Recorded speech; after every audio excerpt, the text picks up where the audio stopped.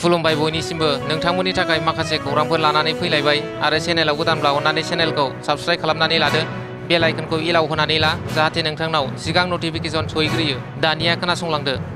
गिबि खौराङाव दङ बेंगालुरुनि कर्न प्राजना लय'डआव थानाय मोनसे अय' हटेलनि खथायाव सासे आइजोखौ बयफ्रेन्डआ खास्रि बिस्रियै बुथारदों एनडीटीवीनि रिपर्टनि बायदिब्ला बे जाथाया 6 आरो 7 जुननि गेजेराव हरनि समाव जादोंमोन नाथाय साननै उनावसो थामहिनबा 9 जुन खालिसो बे जाथाया सोराङाव फैदों मिथिनो मोननाय बादिब्ला बोलि जानांनाय सुबुंनि सिनायथिखौ 33 बोसोर बैसोनि सानै गथ'नि बिमा होननानै मिथिनो मोन्दों आरो दायनिगिरिनि सिनायथिखौ 25 बोसोर बैसोनि टेसी यासास होननानै मिथिनाय जादों रिपर्टनि बादिब्ला बिसोर सानैनि सोमोन्दोखौ आइजोनि नखरा मिथिदोंमोन जायनि जाहोनाव आइजोआ दायनिगिरि टेसी यासासजों सोमोन्दो नागारनो नाजादोंमोन नाथाय टेसी यासासआ बेखौ गनायनानै लायाखैमोन आरो रागाजों आइजोखौ गोबौ हाथियारजों 17 खेब सुनानै जिउ फोजोबो नैथि खौराङाव दङ रायमना माहारियारि हाग्रामानि साखाथियाव थानाय रिच वाटार पार्कखौ 5 साननि थाखाय बन्द खालामथ'नाय जाबाय दिनै 10 जुननिफ्राय 14 जुनसिम गासै सानबानि थाखाय रायमना माहारियारि हाग्रामानि साखाथियाव थानाय रिच वाटार पार्कखौ बन्द फोसावबाय थामथि खौराङाव दङ रायजो सभानि एजिपिनि बिजाथि बीरेन्द्र प्रसाद बैसोआ बिजाथिलाइ गथायबाय बिजाथिलाइ गथायनाय समाव गिबि मन्त्रि डक्टर हिमन्त बिश्व शर्मा मिरु मन्त्रि सर्बानन्द सन'वाल हादरसा बिजेपिनि आफादगिरि दिलीप शइकिया आरो गोबां दैदेनगिरिफोरा बाहागो लायो ब्रैथि खौराङाव दङ चिरां जिल्लानि सेनं बेंटल बान्दुगुरि गामिनि थागिबि आरो दुलाराय बाथौ गौथुमनि गायसनगिरि आफादगिरि गेदेमा रुंसारि रुपनाथ बसुमतारीनि अनसुलि बिसि चन्द्रबती बसुमतारीया मैया 9 जुन 2025 इं समबारखालि फुंनि 9:15 रिंगायाव गावनिनो आंगो न'आवनो बे माया संसारनिफ्राय आनज्रायलाङो दुलाराय बाथौ गौथुमनि गायसनगिरि आफादगिरि रुंसारि रुपनाथ बसुमतारीनि अनसुलि बिसि चन्द्रबती बसुमतारीनि रुंसारि जानायाव दुलाराय बाथौ गौथुमा दुखु मोननाय फोरमायदों बाथि खौराङाव दङ आसाम सरकारनि दै फुंखा फोरमायथि आरो सुबुं फोनांजाब बिफाननि मन्त्रि बिजय हाजरिकाया थांनाय रबिबारखालि मरिगाव जिल्लानि अंगनबादि मावथिफोरनो स्मार्टफन राननानै होयो द'थि खौराङाव दङ गुवाहाटीनि गीतानगर पुलिसा 7 गारि सिखाव हमनो हादों हमजानाय 7 सिखावफोरा फारियै गगन बैश्य नयन डेका धृतराज डेका सादिकुर रहमान आब्दुल कासिम चौधुरी होनना मिथिनो मोननाय जादों गुवाहाटीनिफ्राय गारि भारायाव लांना मिजोराम त्रिपुरायाव फानहैयोमोन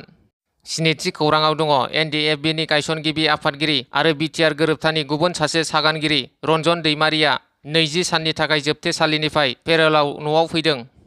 दाइनथि खौराङाव दङ आथियाबारि रेन्जआव मैया रायमना माहारियारि पार्कनि 4थि गायसनथाय सानखौ गाजा गोमजायै फालिदों रायमना माहारियारि पार्कआ मैया 4थि बोसोराव आगान होबाय बेखौ लोब्बा लाखिनानै मैया कुसुगाव फरेस्ट डिभिजननि बानजायनायाव आथियाबारि रेन्जनि मावखुलियाव रायमना माहारियारि पार्कनि 4थि गायसनथाय सानखौ सानसेनि हाबाफारिजों गाजा गोमजायै फालिनाय जायो बे फालिनाय हाबाफारियाव गाहाय आलासि महरै बिटिआरनि हाग्रा बिफाननि मावफुं सोद्रोमा रनजित बसुमतारी कुसुगाव फरेस्ट डिभिजननि बिबानगिरि धीरेन्द्र नाथ बसुमतारी बिथांमोनजों लोगोसे गोबां मावथिफोरा बाहागो लायो बे हाबाफारियाव हाग्रा बिफाननि साबसिन मावथिफोरनो मान बावनाय हाबाफारियाबो जानानै थाङो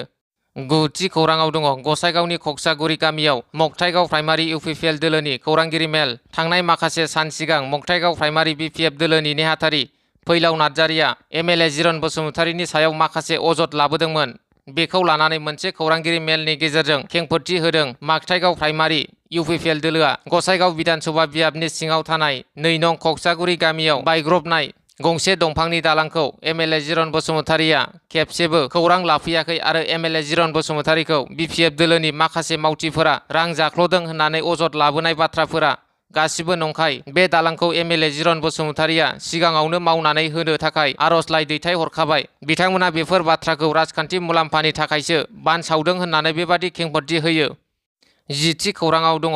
सासे गथ' गोमानानै दं सिमानसाफारि हालामनि सनापुर समखं गामिनि 12 बोसोर बैसोनि हेमन्त नार्जारिया मैया फुंनि 11 रिंगायाव न'निफ्राय हारसिं साइकेल सालायना ओंखारलांनाया न' फारसे मोनफैफिनाखै बेनिखायनो सोरबाफोर नुबाय बायोब्ला 6360224559 मबाइल नाम्बारनि गेजेरजों फोरमायहरनो न'खरनि सुबुंफोरा खावलायहरदों 11थि खौराङाव दङ रौतायाव किं बाजार मुंनि गंसे शपिं मल बेखेवदों रौता हालामनि रायजोफोरनि गोनांथिखौ नोजोर होनानै एबा आंखालखौ सुफुंनो थाखाय किं बाजार मुंनि गंसे शपिं मलखौ मैया बिटिआरनि मावफुं सोद्रोमा नीलद स्वर्गियारिनि आखाइजों बेखेवबाय बे मलखौ रौता सारियालिनि उदालगुरि रड LP स्कुलनि साखाथियाव बेखेवनाय जादों। बेनिखायनो जाय बिथांमोना मुवा बेसादफोर नांगौ जायो बे मुवा बेसादफोरखौ रौथायाव थानाय किं बाजाराव फैनानै लांफैनो हागोन होननानै फोरमायदों। मलनि बिगोमाया बेजों लोगोसे फोरमायबावदों गोबां मुवा बेसादफोरनि बेसेनफोरखौ हानायमानि खम बेसेनावनो फाननाय जागोन। लोगोसे बे मलनि गेजेरजों होम डिलिभारिनि सुबिदाबो खालामनाय जादों।